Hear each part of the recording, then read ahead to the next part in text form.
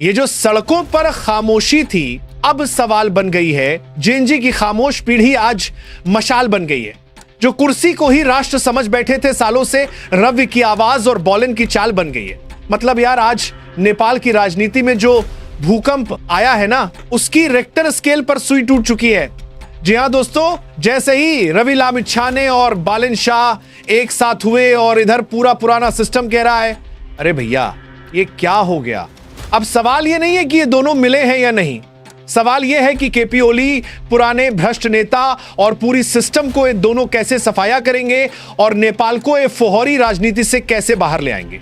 इसके लिए वीडियो पूरा देखना, क्योंकि बीच में कट किया तो राजनीति समझने से कट हो जाओगे।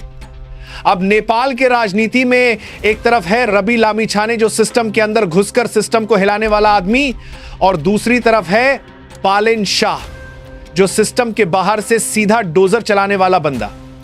अब सोचो जरा, जब आवाज और एक्शन दोनों मिल जाएं तो क्या होगा। इसीलिए दोस्तों, ये गठजोड़ छोटा नहीं है, ये डेंजर कॉम्बिनेशन है। इस पर एक शायर याद आ गया कि ये गठबंधन नहीं, सिस्टम पर वार है। पुरानी राजनीति का ये आखिरी इम्तिहान है। जो कहते थे युवा सिर्फ ट्रेंड है, आज वही ट्रेंड उनके लिए तूफान है।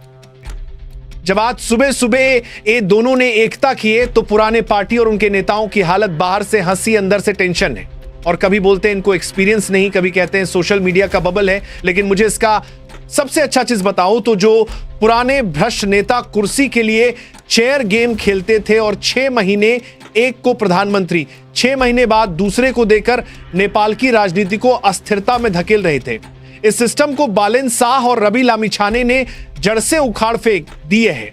अगर रवि लामिछाने और बालिन शाह की पार्टी इस चुनाव पर 2/3 बहुमत से जीत जाती है तो आपको नेपाल में स्थिर सरकार देखने को मिलेगा और देश बुलेट ट्रेन से भी फास्ट विकास होगा। अब नेपाल को बचाना है या वही पहले की तरह बिगाड़ने, सब नेपाली जनता के हाथों में है। और जाते जाते एक ही चीज कहना चाहूंगा कि अगर अभी भी नेपाली जनता सचेत नहीं हुए तो यह देश कभी नहीं बदलेगा।